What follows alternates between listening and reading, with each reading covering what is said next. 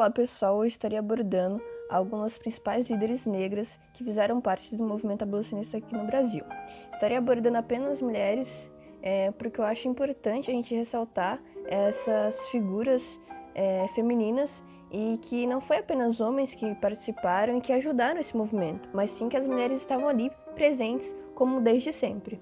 E antes de mais nada, eu estarei pelo menos fazendo uma abordagem, fazendo um resumo para dar uma relembrada no que foi o processo, esse movimento da abolição aqui no Brasil.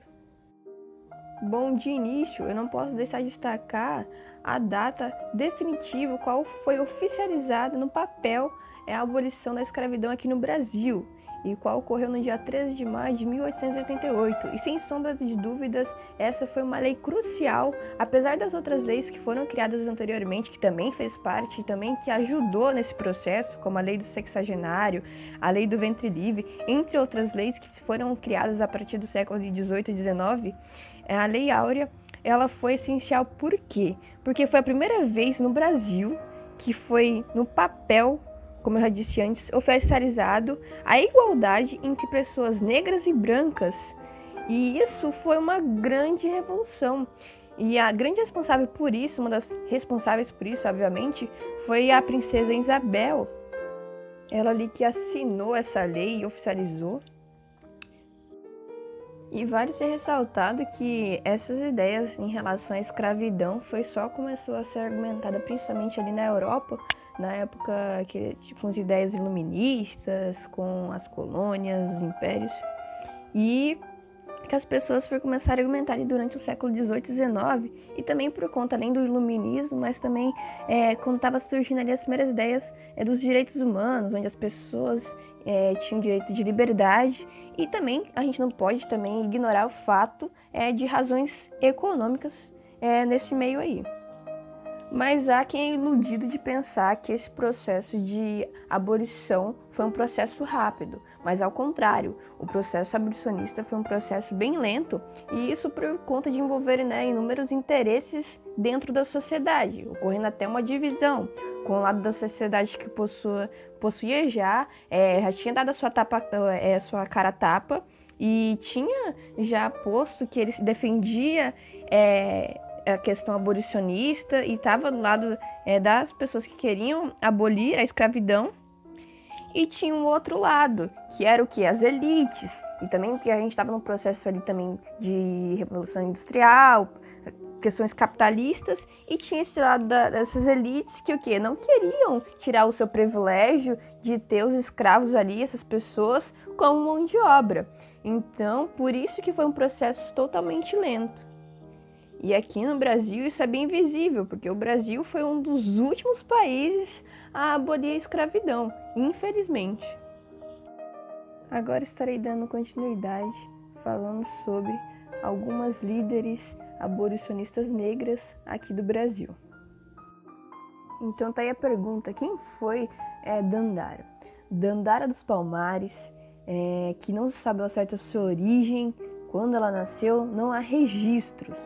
Assim como diversas outras figuras negras, quando a gente vai estudar, a maioria, aí quando a gente vê, são por conta do quê? De relatos, de contos, lendas, essas informações todas, as pessoas negras se perderam durante o tempo.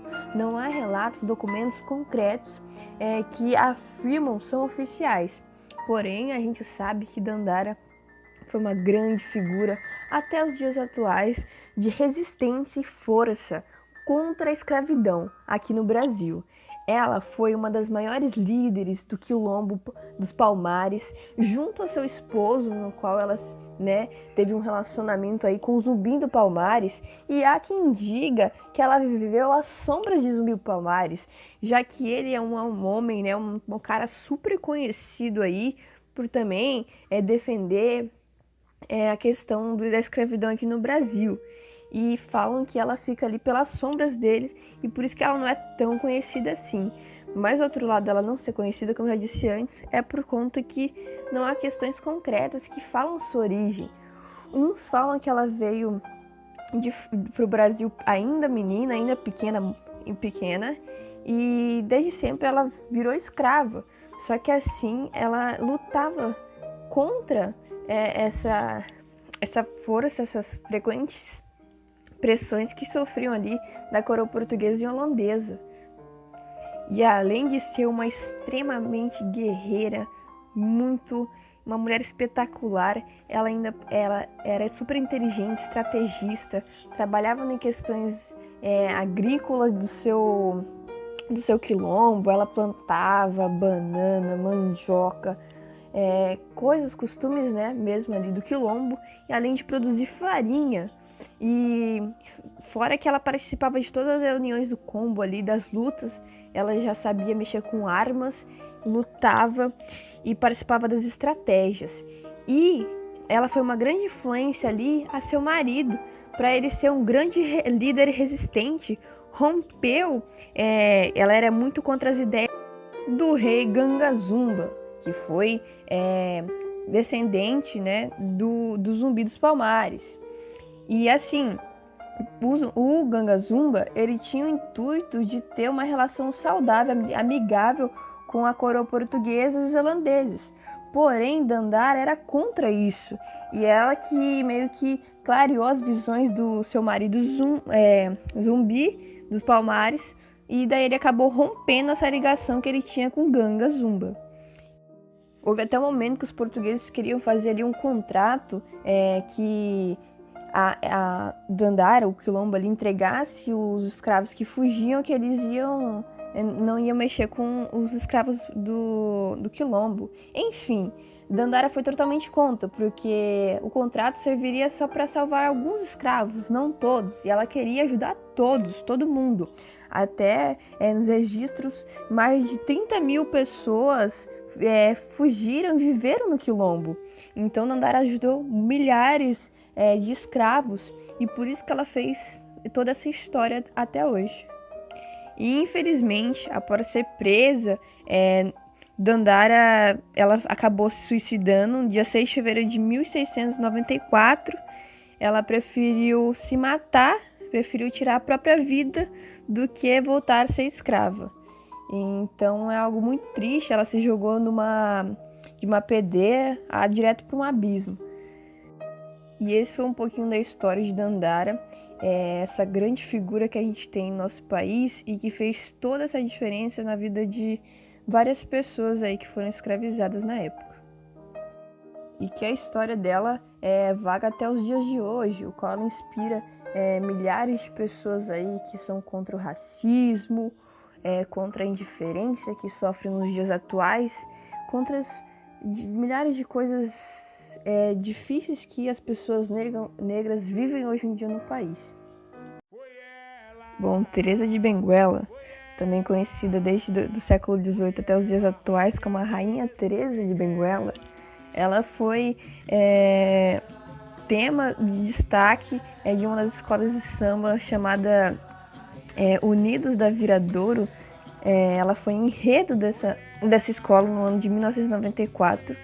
Teresa de Benguela foi uma das maiores líderes do quilombo Guariterê, e ela era considerada uma das maiores líderes por conta da sua liderança ser um pouco diferente, uma forma meio que de parlamento. Todas as decisões tomadas em seu quilombo eram decisões em grupo. O que o grupo, a maioria, decidisse era aquilo e era o que iria ser feito.